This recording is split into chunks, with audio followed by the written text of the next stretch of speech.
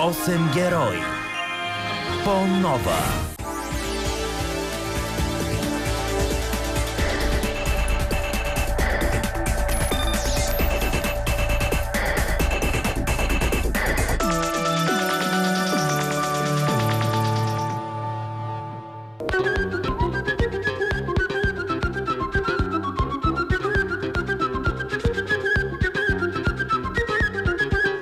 В България живеят 15 милиона души. Селата са многолюдни. Икономиката се развива. В подеме и селското стопанство.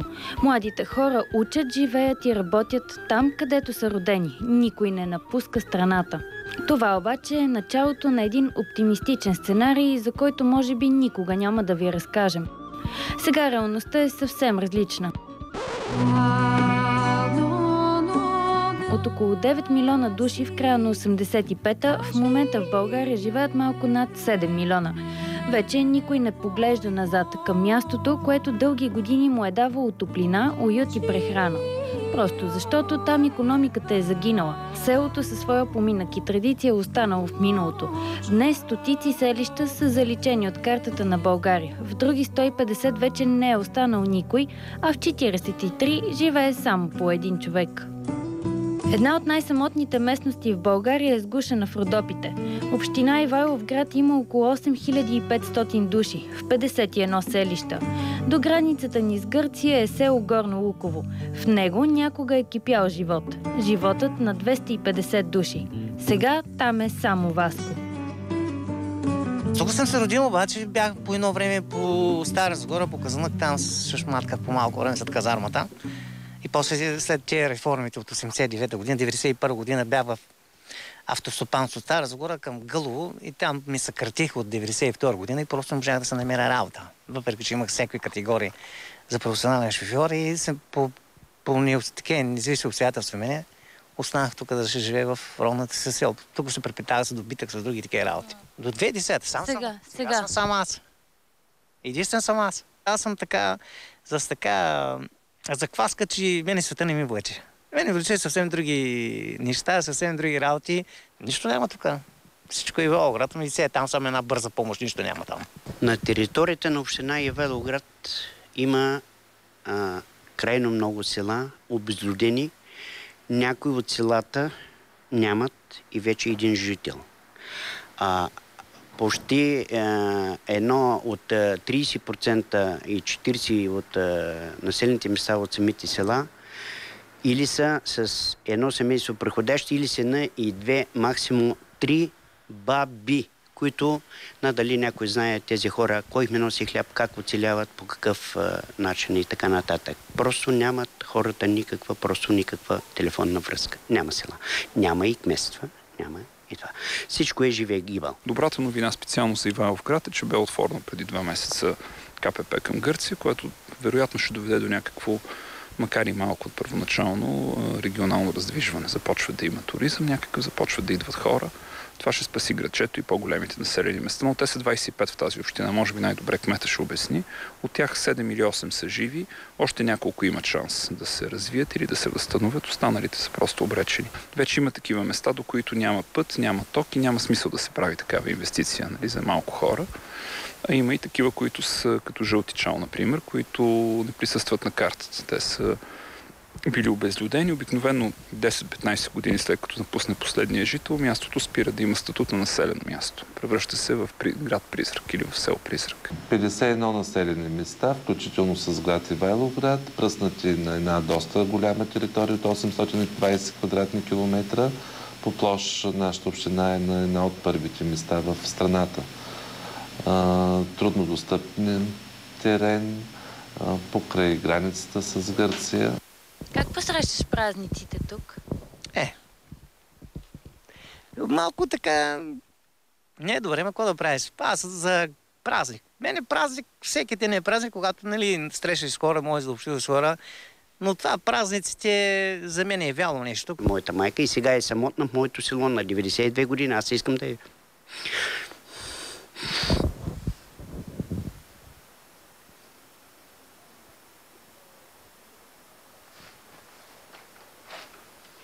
да взема при мен казва така. Тук съм се родила, тук искам да умра. В собствената си къща. Напускането на селото започва много отдавна, но докато в други страни това разместване на пластовете вече е приключило, у нас урбанизацията продължава. Основните причини са икономически, в търсене на нормални условия за живот. От 5302 селища в страната, 1/5 са в процес на обезлюдяване. Към края на 2009 година населените места без население в България са 148, като те основно са разпределени в 14 области, но най-много има в Габровска, Велико Търново, Кърджали, Ловеч. Изключително тревожно е, че има и 361 населени места с от 1 до 10 човека и 665 населени места с от 11 до 50 човека. Като това е тревожен факт, тъй като тези населени места са изключително влошена възрастова структура. Населението е остаряло, предимно над 50 години, така че те в някакви не много големи срокове също ще обезлюдеят. Като се каже селени, се разбира по-прост човек или по-недодяван човек. Колкото по-близо си до център, толкова по-висок ти е статус. Все още се смята, че живеенето в периферията, в малките населени места е с по-нисък статус, отколкото живота в града. Особено по-младите хора продължават сякаш да се стремят към това да напуснат тази територия. И това е една, както казах, стара тенденция. Тя е много изразена в България в средата на миналия век. Тъжното е, че с умирането на селата умират цели райони. Много често съдбата на селата е последвана. Първо махалите се обезлюдяват, после по-големите села и накрая малките градчета, което вече е притеснително. Ситуация, в която всеки трети човек живее в София, в останалите в няколко големи града и периферията оголена, е много неевропейска. Това е латиноамерикански модел на развитие. Свръхконцентрация в столицата или в няколко индустриални центъра и обезлюдена и бедстваща периферия. Европейската политика за развитие е точно в обратната посока. Тя се опитва да преразпредели ресурси, да създаде възможности, така щото хората да живеят по-равномерно разпределени върху територията на страната. Райони, които са отдалечени от големи населени места, тъй като инфраструктурата е лоша, пътищата са лоши, в тези населени места няма училища, няма детски градини.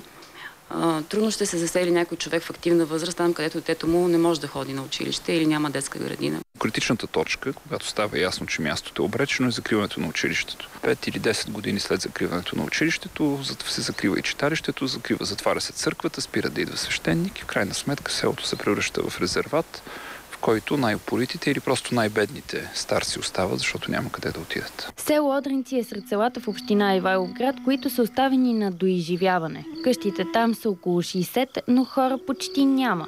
Само 9 души споделят съдбата си и чакат края на селото, който ще дойде с последните мигове на някой от тях. Въпреки нищожното население, там все още има църква, която с камбаната си отбелязва празниците. Това е най-голямата гордост на хората в селото, защото всяка неделя там идва поп. Така, въпреки че те отдавна са забравили за магазин, поща и лекар, това им дава надежда, че все още някой си спомня за тях.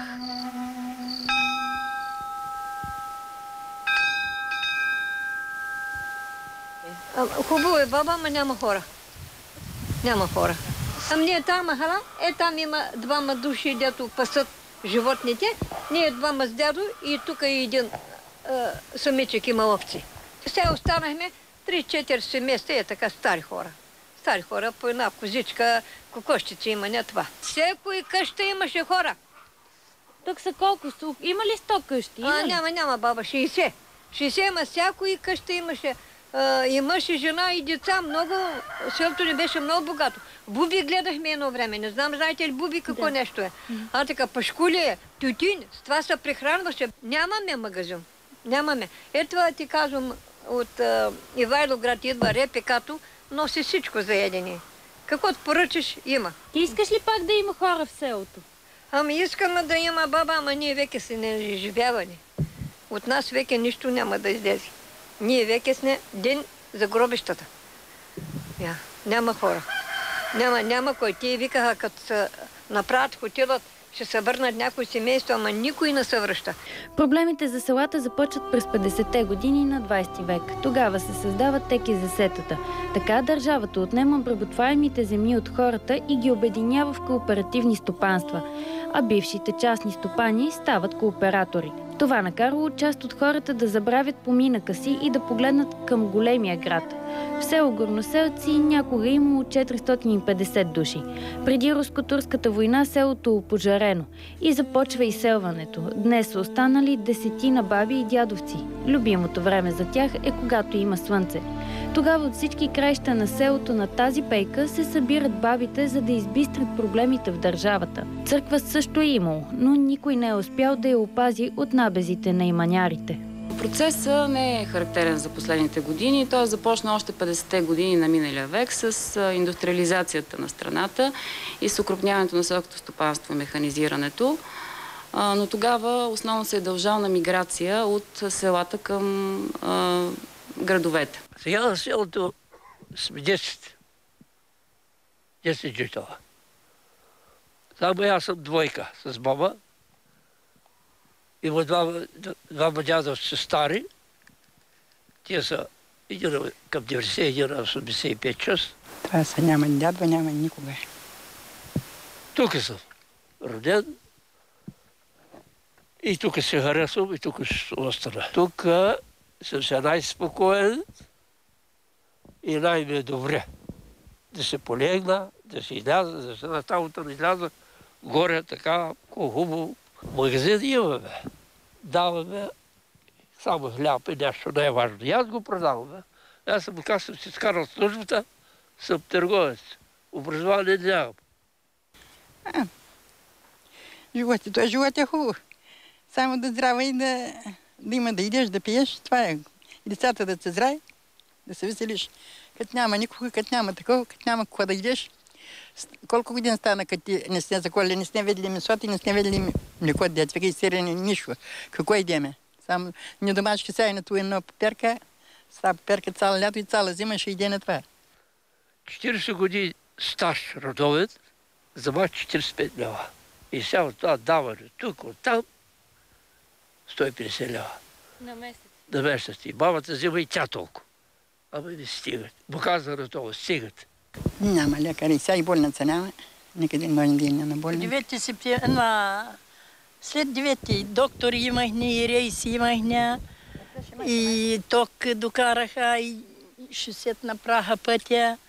И от водата пуснаха. Тогава беше много хубаво. Читалище направиха, оборят направиха, училище направиха. Ама сега си стол имахне. Готвиха селото, беше голям, пълно беше. Всяка къща си имаше хора, всяка къща по двама, по трима, и малки деца, имахни деца. От двама, трима излизаха по вършите души. Тихо беше 4, ние 6. Спасение за селата има. Едно от тях е Европейската програма за развитие на селските райони, която прохожда у нас. Друг вариант е купуването на изоставени къщи от инвеститори. В община Ивайловград има такива запитвания и интерес. Големия проблем с собствеността. Много често е много трудно да бъдат намерени наследници, така че те някакси не се продават тия села. Няма как да ги купиш, така че няма как да кажеш колко струват. Трудно се така осъществява тази покупко-продажба. Каква е цената на една къща? Все пак зависи от къщата, но мисля, че около 3-4 хиляди лева.